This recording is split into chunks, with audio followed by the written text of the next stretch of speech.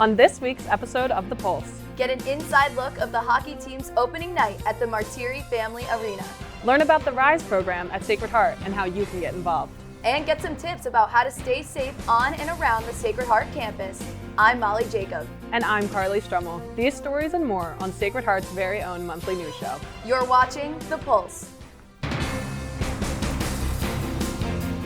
From Sacred Heart University in Fairfield, Connecticut, this is The Pulse. The University of Idaho murders shocked the nation when 4 students lost their lives in a brutal attack in their off-campus residence. The crime has raised awareness about safety measures for all students living off-campus across the country, even here in our own community. Deanna Dracopoulos has the story. Moscow, Idaho. What was once a small college town turned world famous for reasons no one was expecting. Tonight, breaking news. Breaking news tonight. Breaking news. Now, a grieving college town waiting for answers about a murder scene too horrific to believe. 4 University of Idaho students, Kaylee Gonzalez, Madison Mogan, Xana Kernodle, and Ethan Chapin, were brutally murdered on November 13, 2022. Long-awaited answers have finally been released. A suspect, Brian Koberger, has been taken into custody. But the motive, along with many answers, still lie in the dark, and the heinous crime that was committed leaves many disturbed, uneasy, and afraid. The 4 University of Idaho students had lives that all off-campus students could relate to. Across the country here in Connecticut, the impact of the murders have been felt. Sacred Heart off-campus resident Anna Richards was appalled when she heard about the murders. I was horrified. I think it's crazy to be a college student and know the lives that they were probably living are very close to ours. Gary McNamara, Chief Executive Director of Public Safety and Government Affairs at Sacred Heart, shared his initial reaction to the murders and why he feels it has affected so many. It was horrifying to think that 4 students could be brutally murdered in an off-campus house. But then, we also begin to wonder about the safety of our students as well. It's the shockingness and the horror of it that I think really brought the most attention to it. Although the crime occurred over 2,000 miles away, the horrific act raised concerns of public safety about the safety of off-campus students at Sacred Heart. We always kind of follow the news, and it's so easy to become aware of it. Obviously we wanted to learn a lot more about it. Being responsible for the university's safety. We've met with student leaders to try to have more events and more connectivity, have our resources help them make sure that those homes are secure. 49% of Sacred Heart University students lease houses off campus in the Madison Avenue, North End area of Bridgeport. Although living off campus gives students more freedom and excitement, the protection and safety felt while living within the walls of campus diminishes. I think being on campus, it's definitely nice to have the safety and that feeling of knowing that there's somebody at the front desk in front of your building. So there was never that I'm not safe here. I always felt safe. Since the murders, some off-campus students have taken more initiatives to ensure their safety at their off-campus residence. I think since the murders occurred, I've done a lot of things differently. I think I'm more aware of my surroundings. One thing I definitely utilize more is the Ring camera app. I also always make sure the door is locked before we go to bed, set the alarm before we leave the house. Ensuring you are being smart and safe in your off-campus residence is crucial. When you finally go off campus and live on your own, there is a level of awareness and responsibility that you have. The quicker you identify something that seems odd, the safer you are. The quadruple homicide has captivated the nation far beyond Idaho and raised awareness about safety precautions beyond the gates of college campuses. If you are ever an off-campus student in danger, contact the numbers below. For The Pulse, Deanna Dracopoulos, Bridgeport, Connecticut. Gun violence in America is an incomprehensible problem and one that is not going away. The Pulse's CJ Calcinari and Matthew Eichenbaum met with the Director of Public Safety at Sacred Heart, Gary McNamara, to talk about safety and security both in Fairfield and around the world. In today's world, global security is an ever-evolving field that requires the utmost attention from all of its professionals. In America, mass shootings are steadily on the rise, while gun violence continues to rage on in almost every community. While new problems arise daily, both home and abroad, and as the gun violence debate surges on in America, the Executive Director of Public Safety, Gary McNamara, shared his experience with us. Pretty much my entire career was spent at the Fairfield Police Department, starting off as a patrolman and then having the ability to work through a variety of different divisions and positions, ultimately culminating with an 8-year stint as the chief of the department. I think a lot of it hasn't been any different than that of a police officer in the town of Fairfield. I really look at the university as a community. We would look at ourselves as the police department, or public safety, because we are not a police department. But we have a mayor, and that would basically be the president of the community. We have a public works, which is campus ops. We have transportation systems that run through. We have people that park. We have residential communities. We have restaurants. So I really look at it like that. And in looking at it like that, I look at it like I would the police department. I've had a lot of experience in school violence. Unfortunately and tragically, I responded to Sandy Hook Elementary School. I walked the halls of Virginia Tech when that occurred with the crime scene investigators. And I spent some time out in Colorado trying to dissect some of the Columbine issues. And I don't say that kind of as like a badge of honor, but what's important to note is that you have to learn from the past to prevent the future. And so there's a lot of value in the experiences we have. So I was challenged after Sandy Hook to implement a school safety unit within the town of Fairfield. We have 17 schools, so we had to put how we were going to take our resources and manage through that. Recently, SHU student government started a brand new safety initiative and teamed up with public safety to implement it. Senior Sam Deligori has more. I've definitely seen students really want to care about their safety, I guess, a lot more over the past 4 years from when I started. We've seen these concerns from our peers and ourselves, and we were just talking about it one day and we realized we all had the same concerns. The safety committee saw a lot of people as they moved off campus feel unsafe and talk to public safety about what we can do about it. Our main purpose for the committee is just to teach our peers the resources we do have on campus. We're partnered with SHU Public Safety, and we have a safety week coming up February 20th to the 24th. In that, planning a town hall of public safety so students can learn their resources, and if there are any things that they feel aren't addressed, we can come up with solutions to do that. You want to have the ability, if somebody sees something that just doesn't seem right, you want to make sure that they have the ability to communicate that. I think we need an engaged public. We see a shooting happen in our country, it instantly goes to either it's a gun issue and we need stricter gun laws, or it's a mental health issue. And we never collectively get together and say, we have a problem and what are we going to do to resolve the problems. Now is the time to come together and resolve this problem, as gun violence is not an issue that should be dragged out. From Fairfield, Connecticut, this has been Matt Eichenbaum and CJ Calcineri for The Pulse. When we get back, learn about a study being conducted at Sacred Heart to help people with neurological conditions get back on the road. And later, learn about a service that might help you save money this semester. We'll be right back.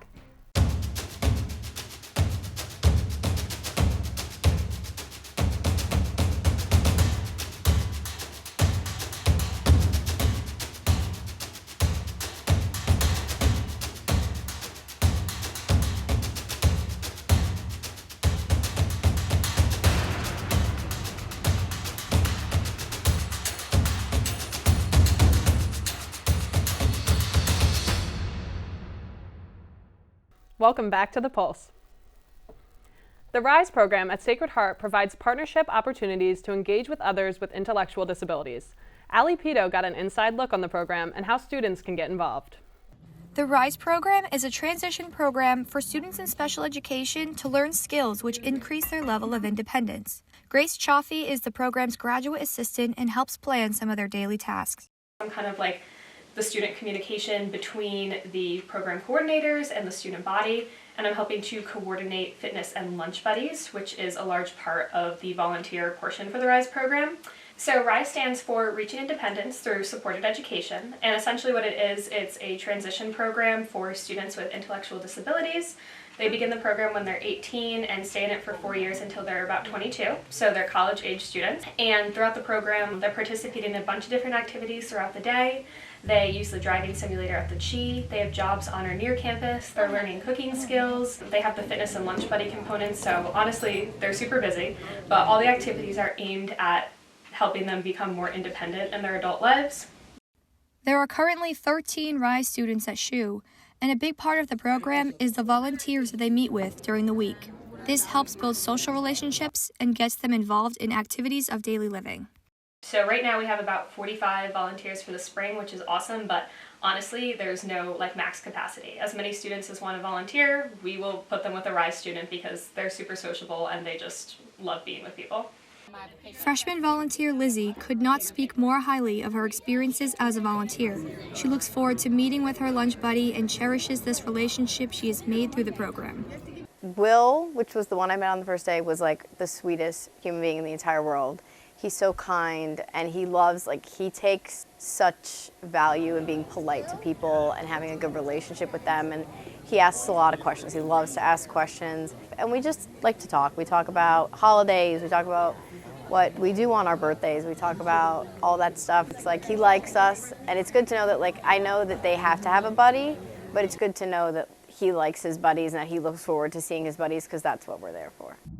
These students learn life skills such as driving, cooking, and how to apply for jobs. They love their breaks from their busy schedules to meet up with their volunteers, which students can get involved whenever they want. It's definitely not as intimidating as it may sound. I feel like students may be reluctant to volunteer just because they think that maybe I haven't had a lot of experience with this population or I don't want to let them down in any way. There's no way that you can mess up this job unless you're not giving your 100% into it. The RISE students claim that their favorite part of being at Sacred Heart is getting to meet other students. Volunteering not only gives a RISE student a chance to practice their social skills, but you will also get a kind and loyal friend. My favorite parts? I'll say it was definitely meeting new people, getting new job experiences outside of RISE. For me, being here, being around new people, and meeting new people. It's just such a life-changing experience on the daily. I feel like we all can relate to just having bad days or long, stressful days in college, and even when I'm having a bad day, as soon as I see these students, my bad day completely disappears, my smile comes out, they are absolutely awesome to work with. So working with them in any capacity is a true privilege, and it's such an easy opportunity to be involved on campus, and the RISE students are just equally appreciative. They love their SHU buddies, so they talk about the SHU students all of the time. It's a really nice way to make connections and meet other students who go here, but also, the RISE students. They teach you things and you teach them things, and I think that's really, really important to have relationships like that where you build each other up. And I really think that if you want to get involved on campus with someone, in a more of a social environment, you should definitely do it. If you're interested in becoming a volunteer, you can reach out to Grace Chaffee with days and times you're available and prepare for an unforgettable experience that offers a chance to make new friends. For The Pulse, this is Allie Pito, Fairfield, Connecticut. Since 2018, the occupational therapy program at Sacred Heart has helped patients to reclaim lost confidence on the road. With the help of Sacred Heart graduate students, Professor Sheila Schlegel has begun a new study for patients who have faced neurological conditions such as Parkinson's and strokes. Robert Finizio has the story. For many people, driving is the purest form of independence. It is a freedom that gives people complete control on the road. However, there are many neurological conditions, such as Parkinson's and strokes, that make driving a serious challenge. Driving rehabilitation centers all across the local Connecticut area have been sending their patients that face these issues right here to Sacred Heart, as the occupational therapy program houses a drive safety R600 driving simulator. It's almost like a big video game. Basically works on driving skills, turning, lane keeping, speed control, responding to hazards, reaction time, visual field. As OTs, we're always very interested in how much vision people have, especially after a stroke or traumatic brain injury. So we'll look at how their visual field is. You'll encounter various obstacles that you will need to avoid. When you avoid obstacles, move in a timely, smooth manner. Along with the help of graduate students such as Sam and Megan, Dr. Sheila Schlegel has been conducting a study on what effect this simulator has on cognitive functions in her patients. Depending on the patient, we kind of take them through like the lowest level on the assessment to like the highest level. Initially with like trying to just like being able to turn the wheel left and right, use the brakes and the gas and everything like that. And so it kind of just starts with some basic level driving skills to like being able to turn and at a right, like at a red light and like stop signs, going through cones, traffic situations. This recent study started at the end of 2021 is doing specific tests before when we first meet them, and then doing 8 weeks, 8 hours of in the simulator training, and then the post-testing, the same tests again to see if there's been any improvement. And those tests are specifically look at readiness to drive. The research project is really looking at, do people improve in their readiness to drive after 8 weeks of sessions here in the simulator. The study is also utilized for younger adults as well, including 20-year-old Audra, who not only has dealt with physical and mental disabilities, but also was in a car accident 2 years ago that has kept her off the road since. So I was in a major car accident like 2 years ago, and I haven't driven since. And I've met like with an eye doctor out in Westport, and she told me about this simulator and said that she thinks it would be a really good thing to do to help with like processing issues and get me back into driving. I think like the lanes, I think that since like seeing cars come up next to me in lanes was definitely like good with reaction time. So then when I went out on the road, I was a little bit more used to it. I think my confidence, like I think that like being behind a wheel and realizing like I am okay, I'm in control and I can do this without freaking out and thinking I'm gonna get hit by a car. For graduate students in the occupational therapy program, this is an opportunity to interact with patients of a wide age range and learn the ins and outs of the field. I was really excited when I got placed here because I thought it was like the coolest thing ever. And I thought it was like really cool to see that we get to have patients come in here and assess them and get to see like their progress while we're here. I think the clients enjoy working with the students. It's a breath of fresh air for them. There's always new ideas. They get the interaction. So I think it's very beneficial. I don't know anybody else that has like a driving simulator built into their program. The study sessions will continue until the summer, with the hope of not only giving more confidence to get back on the road, but also to give back patients the most valuable asset of all, their freedom. For The Pulse, this is Robert Finizio at the Center for Healthcare Education at Sacred Heart University in Fairfield, Connecticut. When we get back, hear about our sports team seasons at Sacred Heart. We'll be right back. The next 4 years will educate your mind, body, and spirit. Will challenge you. Will introduce you to yourself. They'll show you the world and expand your horizons. Redefine your notion of community and make your family a whole lot bigger. They'll push you to your limits and then show you that that was just your starting line. They'll teach you the meaning of service, that we are because of who we all are. These next 4 years are your time. Welcome to Sacred Heart. Welcome to your future.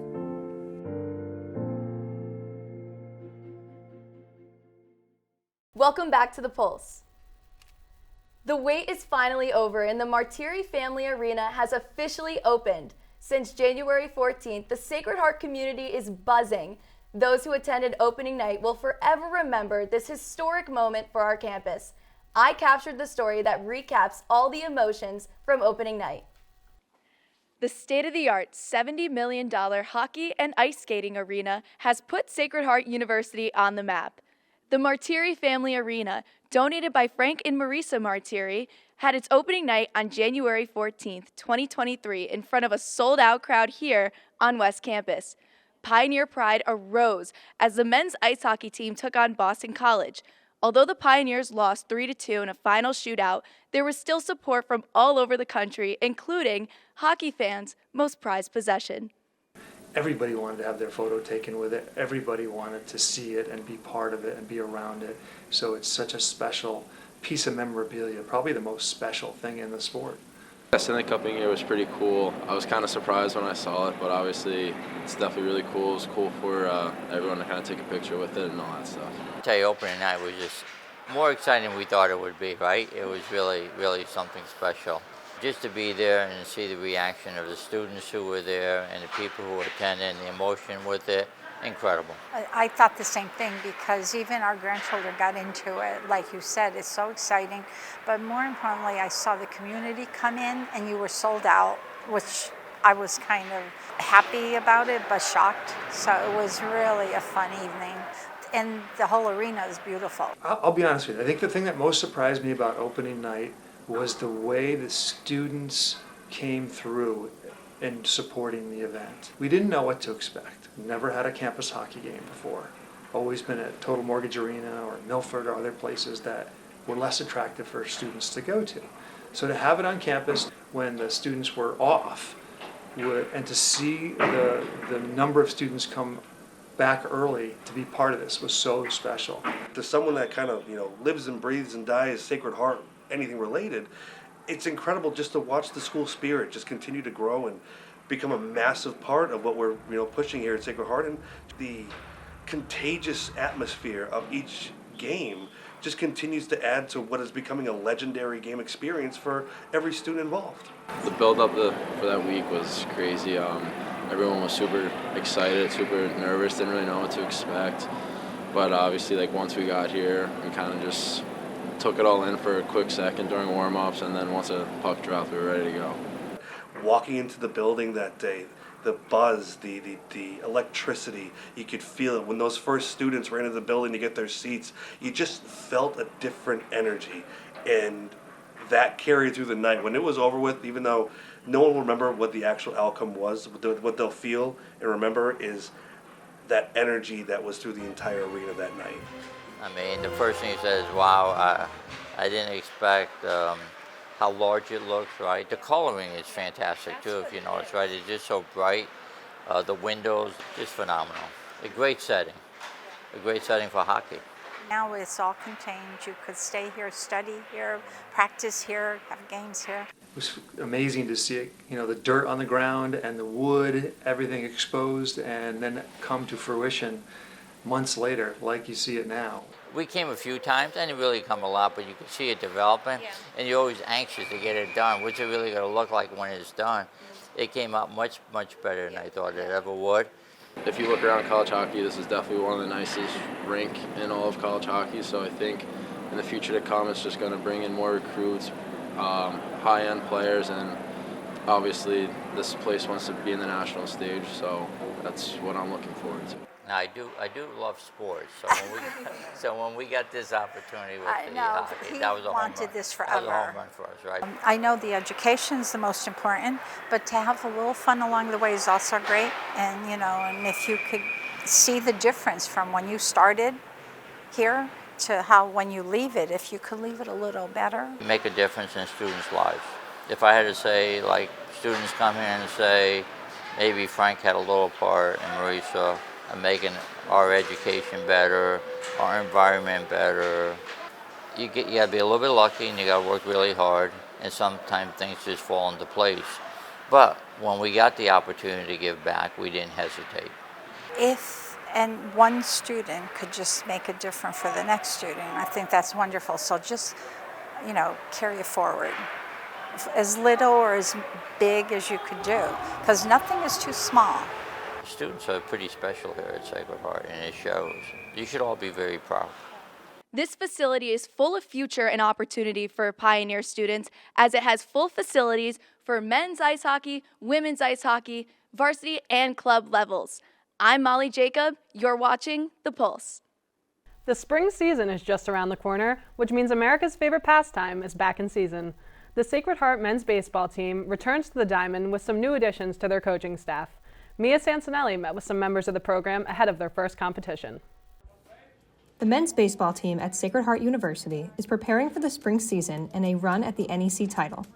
The program welcomes back multiple graduate students, including captains Joe Emerson and Mike Adonito.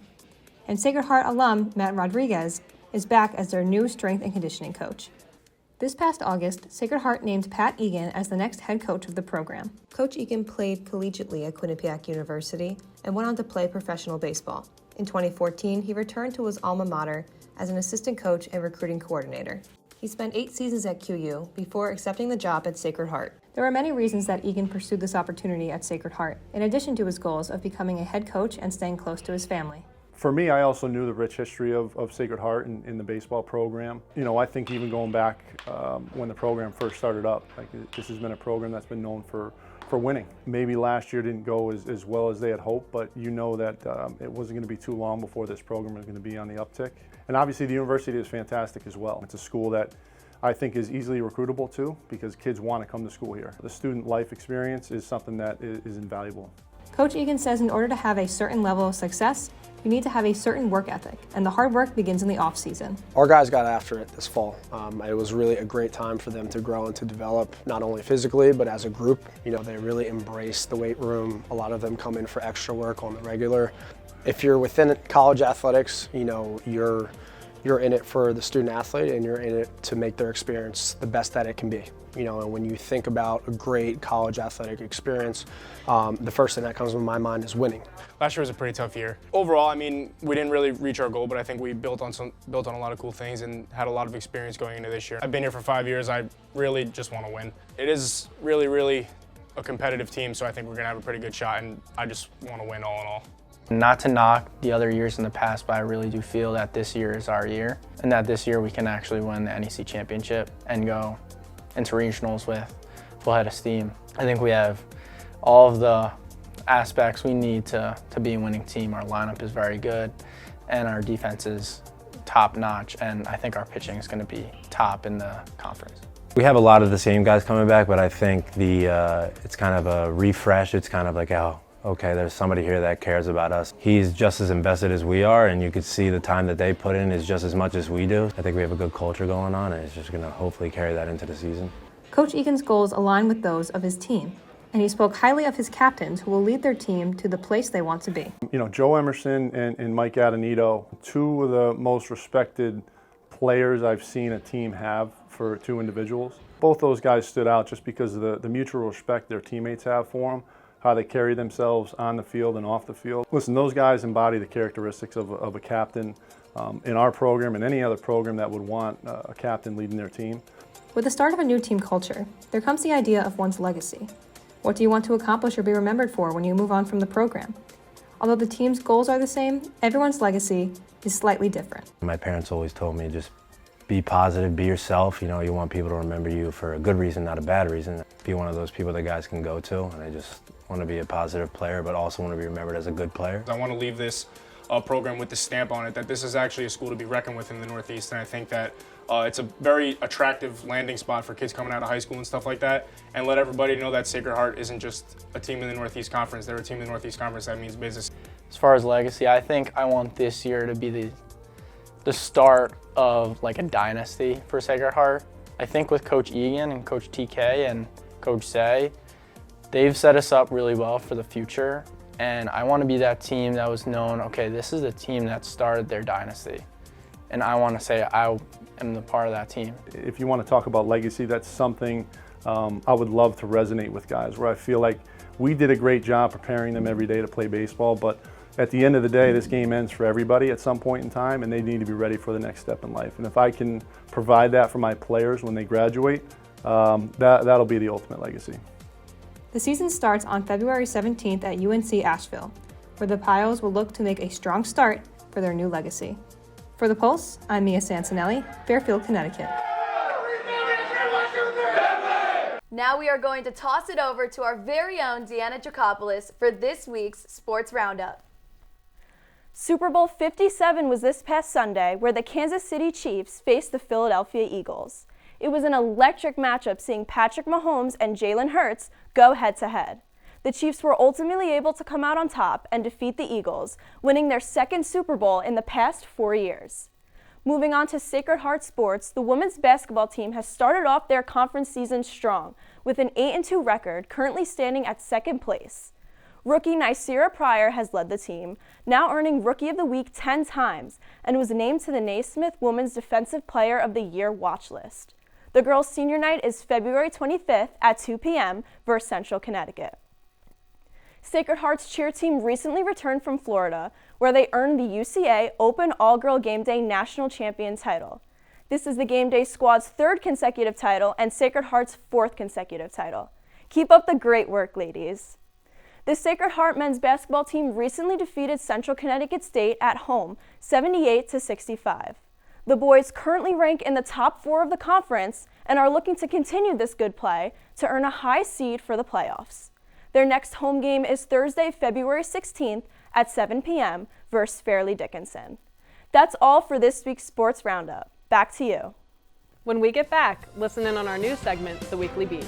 We'll be right back.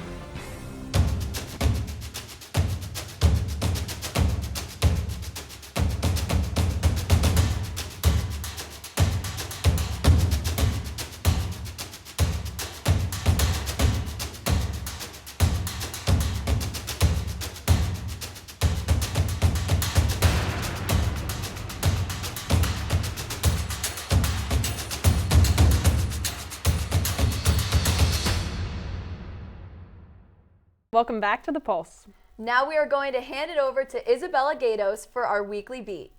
In campus news, the student events team is hosting its monthly bingo night on Wednesday, February 15th in the Edgerton Theater at 9 p.m.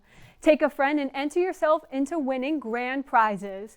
The theater arts program presents the longest running off-Broadway musical, I Love You, You're Perfect, Now Change. Known as The Relationship, the production salutes the ups and downs of falling in love as the lyrics and dialogue are revised for the 21st century. Performances will run February 16th through the 18th at 8 p.m. and the 19th at 3 p.m. Campus Ministry will host its Interfaith Amigos event in the Linda McMahon Commons Fireplace area on Thursday, February 16th at 6 p.m. The College of Nursing and the Student Nurses Association will host its American Red Cross Blood Drive on Wednesday, February 22nd in the Edgerton Atrium. From 9 a.m. to 2 p.m., the Sacred Heart community can donate blood as past drives have saved 400 lives. Sign up at www.redcrossblood.org using code SHUCT. That's it for this week's Weekly Beat. Back to you. The beginning of a new semester brings another round of expenses for students: rent, groceries, gas, and textbooks. This year, Sacred Heart Student Government has teamed up with the Ryan Matura Library staff to create a solution for students in need of supporting their education on a budget. Carissa Munoz and Alejandra Ramos got the story. I don't think there has been a semester where I haven't had to spend some sort of money on textbooks. On average, I spend about $300 a semester on all of my textbooks, so it adds up quite a bit. And I really do wish that there was some sort of program that allowed me to get them for cheaper or free. Students like Rebecca are not alone in feeling this way. Each semester requires textbooks for classes that cost students a large portion of their paychecks to keep them afloat in their education. For most, it is an expense that can cause an additional stressor in their lives. When the opportunity to help out his fellow classmates arose, Student Government President Alejandro Ramos knew he had to do something. When I first came into my role as Student Government President, I went to the Student Government office and I found piles and piles of textbooks in boxes, on desks, on tables, and I wasn't quite sure what we were going to do with those books. When I asked the person that had run the textbook drive previously in the previous administration, they had told me that they were possibly thinking about donating them to a public library, but then I was thinking that we needed to do more to impact the Sacred Heart students here on campus. The goal to make use of the textbooks led Alejandro to the Ryan Matura Library on campus and in contact with Susan Lukers, Sacred Heart's Resources Development and Assessment Librarian. But they wanted to do something, and at that point, I think they could have been, recycled or given away or something like that. But Alejandro, went above and beyond and reached out to the library to see if, we would want them. From there, we had to decide on the library side, what are we going to do with all these books? How do we incorporate them into our collection? The staff came up with a solution: a textbook reserve in the library for student use. Located on the main floor of the library, students can utilize a textbook for 3 hours within the library, free of charge. The reserve holds books from the various colleges on campus and hopes to expand as word spreads about the project.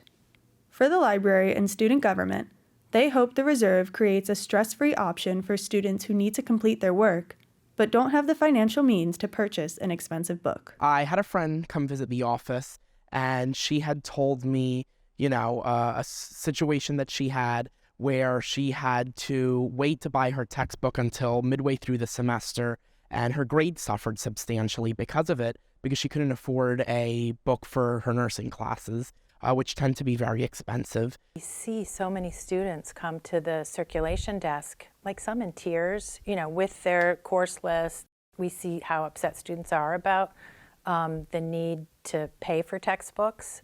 So in a way, this became a potential solution for us. In the fall semester, student government hosted a book drive for the initiative and accumulated around 200 books, 160 of them which were able to be donated. Last semester I paid over $800 for books, which I'm not a huge fan of, so the reserve is going to be a huge asset for me. The library is still accepting donations and is very grateful for student government's help. We're so happy to have student government and Alejandro getting this whole pilot and initiative going. It's really nice to have a collaboration like this. For The Pulse, this is Carissa Munoz and Alejandro Ramos, Fairfield, Connecticut. Well, Carly, I don't know about you, but as a broke college student, I think it's starting to become important that we start thinking about saving our money. Oh yeah, I'm definitely down to keep some money in my wallet at any point. So that's all we have for today. Thanks for watching, and make sure you tune into our next episode of The Pulse. I'm Molly Jacobs. And I'm Carly Strummel. We'll see you next time on The Pulse.